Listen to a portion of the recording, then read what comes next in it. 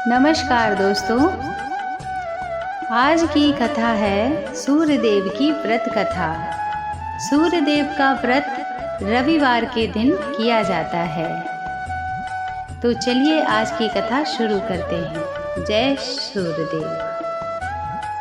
सालों साल पहले एक बुढ़िया सूर्यदेव की भक्ति में पूरी तरह से लीन थी। वो हर रविवार को सुबह स्नान कर घर के आंगन को गोबर से अच्छी तरह लिपाई करके सूर्यदेव की पूजा करती थी। फिर सूर्यदेव के लिए व्रत रखकर शाम को उन्हें भोग लगाने के बाद ही भोजन करती थी। उस बुढ़िया की भक्ति भावना से सूर्यदेव काफी प्रसन्न थे और भगवान की कृपा से उस बुढ़िया को किसी तरह की परेशानी नहीं होती थी। उस बुढ़िया की खुशी को देखकर उसकी पड़ोसन को जलन होने लगी। वह बुढ़िया अपनी पड़ोसन के आंगन में बंधी गाय के गोबर से ही आंगन को लीपा करती थी। पड़ोसन ने जलन के मारे उस गाय को आंगन की जगह घर के अंदर बांधना शुरू कर दिया ताकि बुढ़िया उसकी गाय का गोबर न ले सके। अब अगले दिन रविवार था, तो रविवार को सुबह बुढ़िया को सूर्यदेव की पूजा करने के लिए गाय का गोबर चाहिए था। वो उसको नहीं मिल पाया, जिस कारण वह सूर्यदेव की पूजा नहीं कर पाई और पूरे दिन खुद भी भूखी रही। रात में सूर्यदेव उस बुढ़िया के सपने में आए और उससे पूजा न करने और भोग न लगाने का कारण पूछा। तो जवाब में बुढ़िया ने बताया, घर के आंगन को लीपने के लिए गोबर नहीं था, इसलिए पूजा नहीं कर पाई। पूजा नहीं कर पाई तो भोग भी नहीं लगा पाया और मैं भी भूखी रही। इस प्रकार बुढ़िया की बातें सुनकर सूर्यदेव उनसे कहते हैं कि मैं तुम्हारी भक्ति से प्रसन्न हूँ, इसलिए मैं तुम्हें एक गाय दे रहा हूँ। वो तुम्हारे घर को धन धान्य से भर देगी। यह कहते ही सूर्यदेव उसके सपने से चले गए। अगली सुबह जब बुढ़िया की आंखें खुलती हैं, तब वह देखती है कि उसके आंगन में एक सुंदर गाय और बहुत ही प्यारा सा बछड़ा बंधा हुआ है। यह सब देखकर वह हैरान हो गई, क्योंकि ये सूर्यदेव का प्रताप था, इसलिए उसे सपने की कोई भी बात याद नहीं थी। लेकिन फिर भी उसने इसे सूर्यदेव की कृपा समझा और गाय को चारा देने लगी। उधर बुढ़िया के आंगन में इतनी सुंदर गाय और बछड़े को देखकर पड़ोसन की जलन बढ़ गई। कुछ देर बाद जब बुढ़िया घर के अंदर जाती है तो गाय सोने का गोबर करती है। यह देखकर पड़ोसन चौंक जाती है और उस गोबर को उठाकर अपने घर ले आती है और अपने गाय के गोबर को उसके आंगन में रख देती है।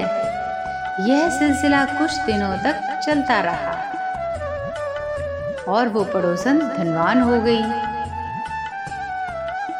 इधर बेचारी बुढ़िया को तो किसी बात की खबर ही नहीं थी, क्योंकि वो तो हर समय सूर्यदेव की भक्ति में ही खोई रहती थी।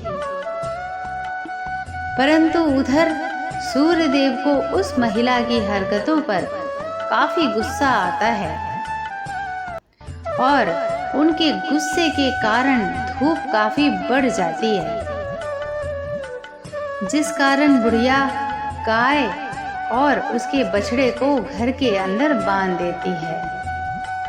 उसी रात आंधी चलने लगती है, इसलिए वह गाय और बछड़े को आंगन में नहीं निकालती है, घर के अंदर ही रखती है।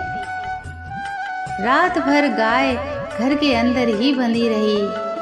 सुबह जैसे ही बुढ़िया की नींद खुलती है तो वो सोने का गोबर देखकर हैरान हो जाती है।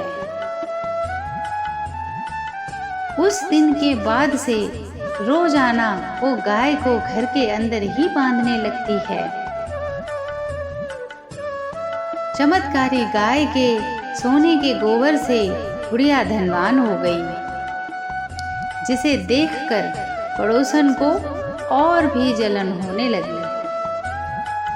पड़ोसन ने जलन के मारे सोने का गोबर देने वाली गाय के बारे में उसने उस नगर के राजा को बता दिया,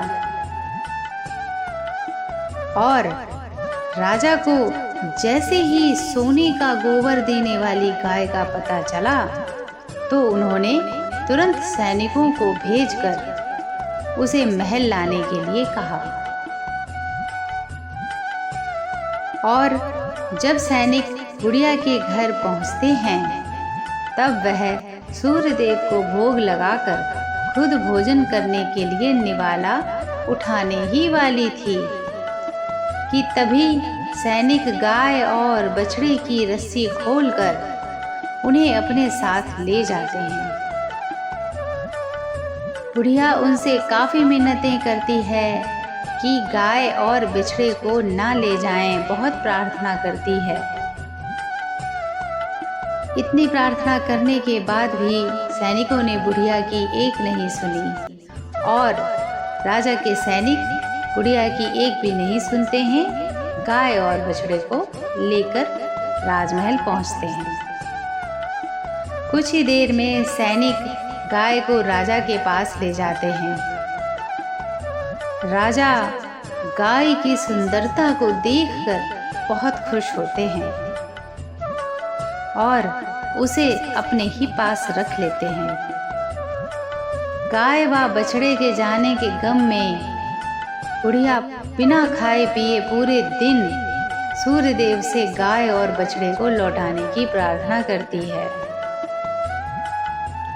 इधर दूसरे दिन सुबह राजा सोने का गोबर देखकर हैरान हो जाता है, और उधर सूर्यदेव की भक्त बूढ़ी माँ भूखी प्यासी सूर्यदेव की प्रार्थना में लगी रहती है। बुढ़िया की तकलीफ देखकर सूर्यदेव अगली रात राजा के सपने में आकर कहते हैं कि अगर तुमने इस गाय और उसके बछड़े को नहीं लौटाया तो तुम्हारे राज्य पर संकट आ जाएगा, तुम्हारी धन संपत्ति सब नष्ट हो जाएगी। सूर्यदेव की बातें सुनकर राजा की नींद टूट जाती है और वो हड़बड़ाकर उठकर बैठ जाता है और सपने के बारे में सोचने लगता है। दूसरे दिन सुबह वो बुढ़िया को गाय और बछड़ा लौटा देते हैं, साथ ही उसे कुछ धन भी देते हैं और उसकी पड़ोसन को सजा देते हैं। सूर्यदेव की इस चमत्कारी गाय और बुढ़िया पर उनकी कृपा को देखकर राजा पूरे नगर के लोगों को हर रविवार सूर्यदेव की पूजा करके व्रत रखने के लिए कहते हैं। कहा जाता है तभी से ही रविवार के व्रत का चलन शुरू हुआ और राजा के पूरे राज्य में खुशियां ही खुशियां छा गईं। जय सूर्यदेव। जैसे आपने बूढ़ी माई की सारी तकलीफें हर कर उन्हें सुखी और समृद्ध बना दिया, इसी तरह से हम पर भी कृपा करें। जय सूर्यदेव।